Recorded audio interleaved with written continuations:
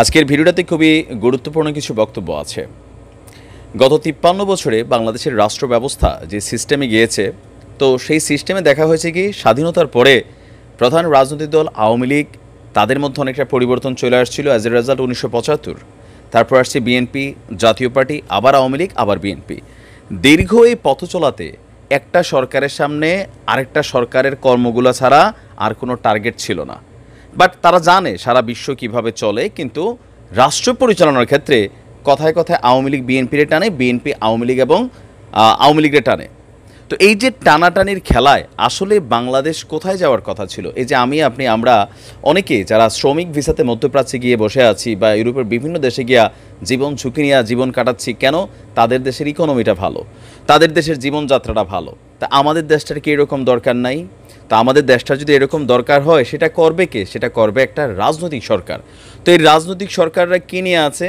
আওয়ামী লীগ গত ১৬ বছর ওই কবে বিএনপি কী করছে সেটা নিয়ে। আবার এখন যখন বিএনপি ক্ষমতায় আসবে, আমরা অ্যাডভান্সই জানি আওয়ামী লীগ গত ১৬ বছর কী করছে সেইটার উদাহরণ চলবে। বাট দেশের জন্য একটা লাইফ টাইম অথবা একটা আলটিমেট গোল, যেটা লক্ষ্য, সেটা কিন্তু নির্ধারিত হবে না। আর এই নির্ধারিত না হওয়ার কারণেই বর্তমানে ডক্টর ইউনূসের নেতৃত্বে যে সরকার বসছে, তাদেরকে কাজ করতে দিতে হবে। তারা যদি কাজ করতে না পারে, তাহলে আবার বিএনপি আসবে, ১৫ বছর পর আবার আওয়ামী লীগ আসবে। এই খেলার মধ্যেই চলবে।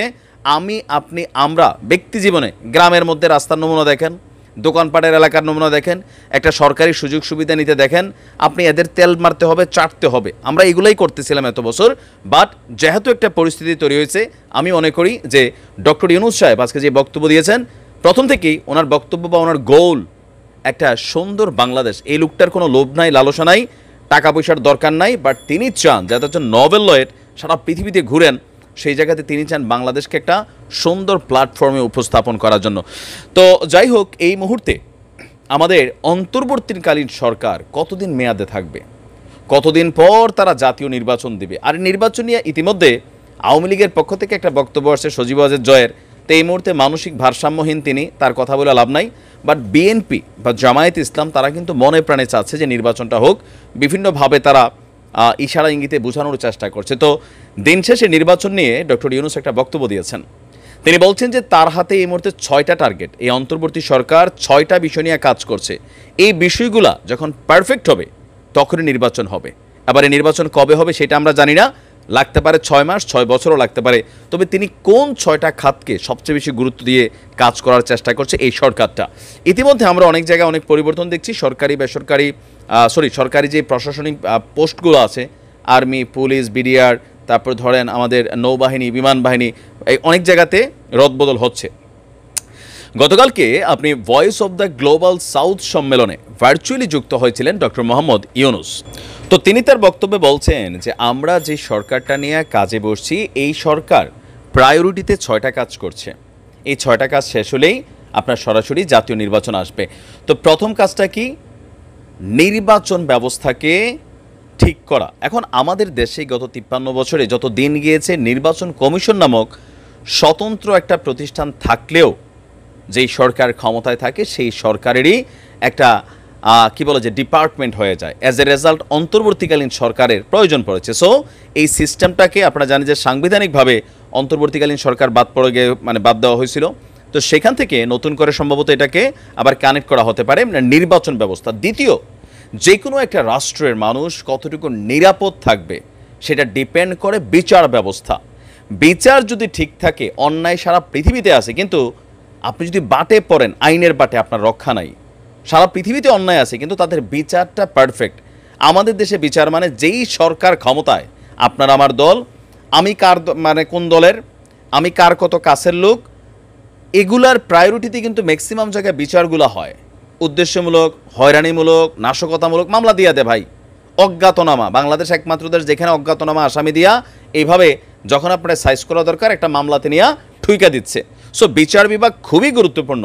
স্থানীয় সরকার ব্যবস্থা এটা আরও গুরুত্বপূর্ণ। একটা এলাকার যে স্থানীয় সরকার আছে, তো স্থানীয় সরকার মানে উপজেলা প্রশাসন থেকে বাকি যারা আছেন, স্বেচ্ছাচারিতা, দুর্নীতি, লুটপাট, বাটপাড়ি, চিটারি করে কিন্তু একটা বিশাল অবস্থা এরা হয়েছে, তাই না? আর আমরা অতি উৎসাহী জনতা, অমুক ভাই তমুক ভাই, ভাইরে চাই।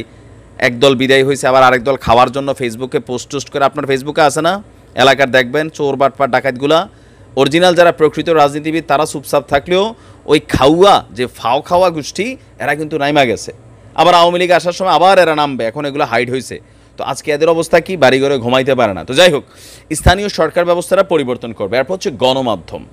গণমাধ্যমকে গত 53 বছরই কন্ট্রোল করা হয়েছে, 53 বছর কন্ট্রোল করা হয়েছে। এখন দেখেন গণমাধ্যমের অবাধ স্বাধীনতা এই মুহূর্তে কিন্তু আমরা দেখছি ইউনুস সাহেব রেনিয়া বা এরেনিয়া হেরেনিয়া যার যেমনে মন চাচ্ছে নিউজ করছে, এটাই হচ্ছে রিয়েলিটি গণমাধ্যম। আচ্ছা, অর্থনীতি খুবই গুরুত্বপূর্ণ, মানে প্রত্যেকটা সেক্টর যেখানে তিনি হাত দিচ্ছেন খুবই গুরুত্বপূর্ণ।